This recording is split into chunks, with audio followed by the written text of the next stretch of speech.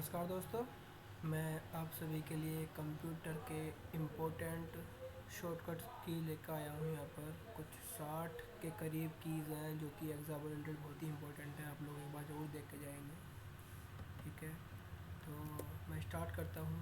सबसे पहली की हमारी है ऑल्ट प्लस एफ़। ऑल्ट मतलब अल्टरनेट की भी बोलते हैं इसको। अगर आपसे पूछता है ऑल्ट क्या होती है तो अल्टरनेट भी बोल सकते हो आप। और अल्टरनेट की लैपटॉप या कीबोर्ड में दो होती हैं। ठीक है, इधर भी लेफ्ट हैंड पे भी और राइट हैंड पे भी होती है। ऑल्ट प्लस एफ़ करेंगे अगर हम, तो वो डिस्प्ले करता है फाइल मेन्यू को। आपने वर्ड चलाया होगा, MS वर्ड, तो उसमें एक कोने में ऑप्शन आता है फाइल, जो उस पर क्लिक करके जो चीज़ें खुलती हैं ना, वो क्लिक करने की बजाय अगर हम ऑल्ट प्लस एफ़ कर दें तो वो सारी चीज़ें खुल जाती हैं। अगर आप लोगों को देखना है तो मैं आपको दिखा भी सकता हूँ। देखिए, मैं आपको दिखाने की कोशिश करूँगा कि कैसे करते हैं उसको। डॉक्यूमेंट, ये मेरे पास डॉक्यूमेंट है एक।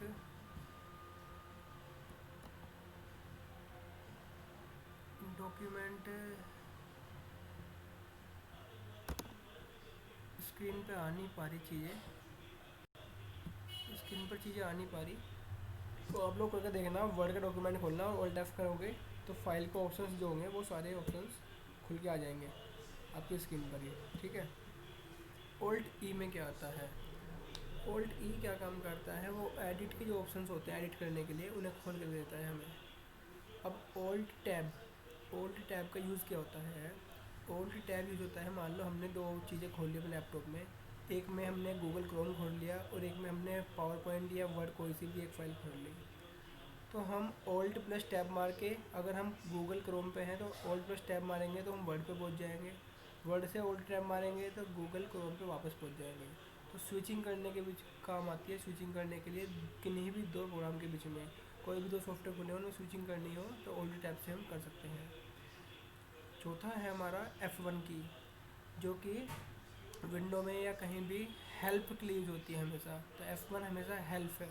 ठीक है, F1 फर्स्ट एड से याद रख सकते हो कि F1 हेल्प है, फर्स्ट एड पहली हेल्प। F1 है तो पहली हेल्प क्या होती है? हेल्प ही होगी, फर्स्ट एड हेल्प होती है ना। ठीक है, F2 क्या होती है? रीनेम आ सिलेक्टेड फाइल। कोई आप फाइल को सिलेक्ट करो और उसके बाद F2 दबा दो तो वो रीनेम का ऑप्शन आता है। मतलब वहाँ जो नाम होता है वो लिखने के लिए वो हाईलाइट हो जाता है, आप उसको चेंज कर सकते हो नाम कुछ भी। तो F2 जो होती है वो रीनेम करने के लिए यूज होती है। ठीक है, F5 रिफ़्रेश करने के लिए यूज भी होती है। और लैपटॉप में उसके साथ एक इंटरनेट का मार्क भी होता है, वो इंटरनेट भी ओपन कर सकते हो आप उससे। ठीक है, हाल ही में लेकिन F5 के लिए। और पावर पॉइंट के अंदर F5 की जो है वो जो स्लाइड शो रन करने के लिए उसके लिए यूज होती है। ठीक है, अब कंट्रोल डी दो जगह यूज़ होता है। अगर आप किसी भी ब्राउज़र पे ओपन करके बैठे हो, आप कुछ सर्च कर रहे हो क्रोम या किसी ब्राउज़र में, और आपने कुछ चीज़ सर्च कर दी, आपको वेबसाइट अच्छी लगी हो, तो आप उसको बुक मार्क कर लेंगे कंट्रोल डी से। कंट्रोल डी से आप बुक मार्क कर लेते हैं। लेकिन अगर आप एक्सेल में हैं और कंट्रोल डी दबाते हैं तो जो ऊपर वाली सेल में डेटा है वो नीचे वाली सेल में आ जाता है कंट्रोल डी की हेल्प से। ठीक है, और आठवीं की है control plus N. Control plus N का मतलब होता है न्यू। कहीं भी न्यू चीज़ के लिए हो तो अगर आपको ऑप्शन में न्यू दिखाई दे, ब्राउज़र की बात चल रही है, कंट्रोल से न्यू टैब खुल जाएगा और कंट्रोल टी से भी खुल जाएगा न्यू टैब। कंट्रोल टी अगर ब्राउज़र पे हैं हम तो कंट्रोल टी से खुल जाएगा न्यू टैब, और कंट्रोल एन से भी खुल जाएगा। अगर हम वर्ड या MS ऑफिस में किसी भी उस पर हैं और वहाँ पे हमें कंट्रोल एन किया तो एन करने से न्यू डॉक्यूमेंट ओपन हो जाता है। कंट्रोल ओ का मतलब ओपन ही होता है। कंट्रोल ए का मतलब होता है ऑल सेलेक्ट। जितना भी डेटा है कंट्रोल ए कर दो, सब कुछ सेलेक्ट हो जाएगा। 11वीं की है कंट्रोल बी फॉर बोल्ड। अगर डेटा वो कोई भी हमारा टेक्स्ट लिखा हुआ है उसको मैं बोल्ड करना हो, थोड़ा मोटा करना हो, तो पूरे को सिलेक्ट करके कंट्रोल बी कर दो। जितने को सिलेक्ट करने के बाद कंट्रोल बी करोगे उतना पार्ट आपका बोल्ड हो जाएगा। कंट्रोल आई का मतलब इटैलिक होता है, जैसे बोल्ड होता है ऐसे एक इटैलिक फॉन्ट का डिजाइन होता है, उसको थोड़ा तिरछा हो जाता है वो फॉन्ट। कंट्रोल यू उसके पीछे उसके नीचे अंडरलाइन आ जाएगी, नीचे लाने आती है।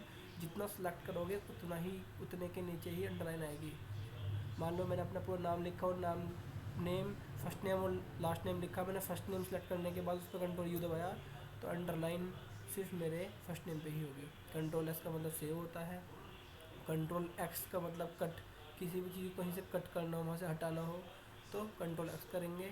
ठीक है, किसी भी चीज़ को परमानेंट डिलीट करना हो, ठीक है, शिफ्ट डिलीट, मान लो कोई फाइल है हमारे कंप्यूटर में और मैं उसे शिफ्ट दबा के डिलीट कर दिया तो वो रिसाइकल बिन में नहीं जाएगी, वो परमानेंटली डिलीट हो जाएगी हमारे सिस्टम से।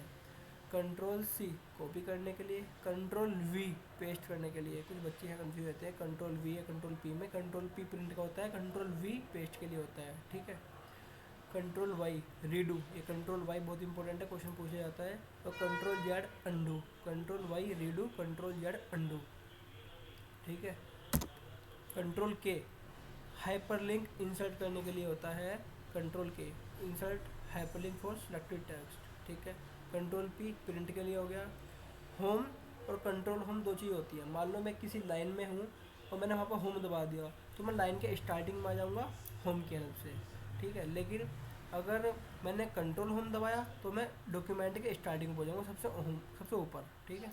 एंड लाइन के एंड में आ जाएगा और कंट्रोल एंड का मतलब है डॉक्यूमेंट में सबसे नीचे आ जाऊँगा।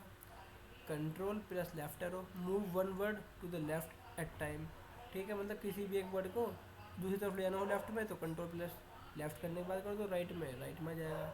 ओल्ट F4 का मतलब होता है to close the program currently active. कुछ भी एक प्रोग्राम हमारा चल रहा है, ओल्ट F4 दबा दो तो वो क्लोज हो जाएगा। सेम ओल्ट F4 का अल्टरनेटिव है कंट्रोल W। अगर आप कंट्रोल W दबा दोगे तो भी ऐसे ही हो जाएगा। ओल्ट एंटर, ओल्ट एंटर क्या होता है? Open the property for the selected item. जो आपने जो भी आइटम सेलेक्ट किया है उसकी जो प्रॉपर्टीज़ खुलती हैं, जो आपने कभी देखा हो तो रुक जाओ मैं दिखाता हूँ एक बार आपको। स्क्रीन शेयर करने के बाद कोशिश करता हूँ कि मैं दिखा दूँ। अगर मैं एक मिनट स्क्रीन शेयर करने की कोशिश करता हूँ आपके सामने यहाँ की।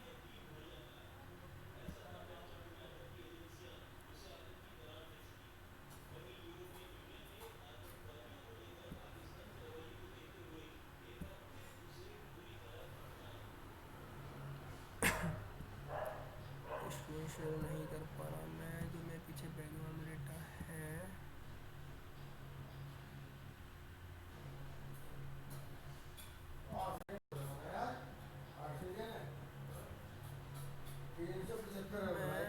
मैं नहीं कर पा रहा, शेयर नहीं कर पा रहा मैं।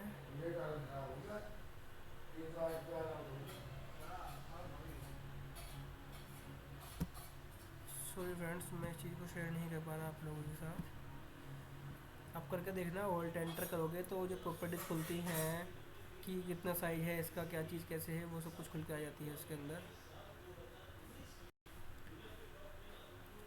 Control shift plus space bar create a non breaking space, मतलब create a non breaking space. ये आप याद रखना, हाल में पूछ ही बहुत कम जाती है। Control shift space bar non breaking space के लिए, कोई भी एक हम नॉन ब्रेकिंग स्पेस क्रिएट करना हो तो उसे हम कंट्रोल शिफ्ट स्पेस बार से कर देते हैं।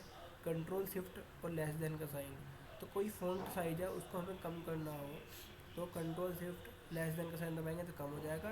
कंट्रोल शिफ्ट और ग्रेटर देन का साइन लगाएंगे तो वो साइज़ जो है बड़ा हो जाएगा। कंट्रोल और बड़ा वाला ब्रैकेट जो होता है, increase the font size by 1 point. अगर हमें एक बार दबाएंगे तो एक बार बढ़ेगा, ठीक है। दोनों फ़ॉन्ट साइज के लेते हैं। कंट्रोल शिफ्ट और लेस देन दबाओगे या फिर कंट्रोल और बड़े वाला ब्रैकेट दबाओगे, दोनों एक ही काम करेंगे, ठीक है। वो इंक्रीज कर देगा और डिक्रीज कर देगा। कंट्रोल प्लस स्पेस बार रिमूव पैराग्राफ और कैरेक्टर फॉर्मेटिंग के लिए, इसको आप नज़रअंदाज कर सकते हैं, हाल में पूछा नहीं जाएगा लेकिन पूछे तो बता देना। कोई भी हमें कंट्रोल स्पेस बार दबाओ तो पूरा पैराग्राफ ख़त्म हो जाएगा वहाँ से, या उस कैरेक्टर की फॉर्मेटिंग के लिए यूज़ कर सकते हैं। कंट्रोल ऑल्ट और V special paste. Special paste का क्या मतलब होता है? आपने कोई भी गूगल से कोई भी चीज़ कॉपी करी और आप इसको डायरेक्ट पोस्ट करोगे ना, तो जैसे जैसे डेटा वहाँ रखा होगा वो यहाँ पे ऐसे हूबा हो जाएगा, वही हाइपरलिंकिंग, वही टेक्स्ट फॉर्मेट, वही कलर फॉर्मेट, सब कुछ। लेकिन अगर आप स्पेशल पेस्ट करना चाहते हो तो आपसे पूछता है कि आपको क्या चीज़ में रखना है, आपको टेक्स्ट में रखना है, आपको किस चीज़ में रखना है।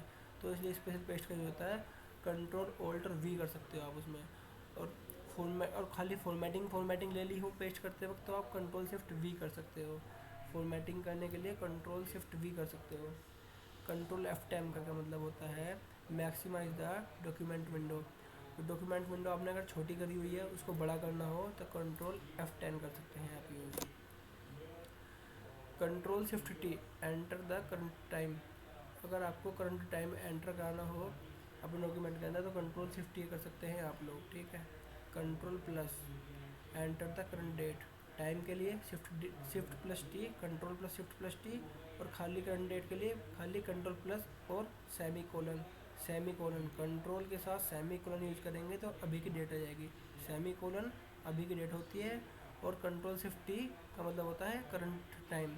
और कंट्रोल शिफ्ट टी का एक और हेल्प आप यूज कर सकते हो इसकी, अगर आपने ब्राउज़र में कोई टैब काट दिया हो, क्लोज कर दिया हो, आपको वापस वो फिर से खोलना हो तो कंट्रोल शिफ्ट टी की हेल्प से, कंट्रोल शिफ्ट टी की हेल्प से आप कर सकते हो उसको, ठीक है। और शिफ्ट प्लस F3, अगर आपको शिफ्ट प्लस F3 यूज़ करेंगे तो open the Excel formula window, जो एक्सेल में फॉर्मूला विंडो है उसको ओपन करने के लिए क्या शॉर्टकट किया वो है कंट्रोल प्लस F3।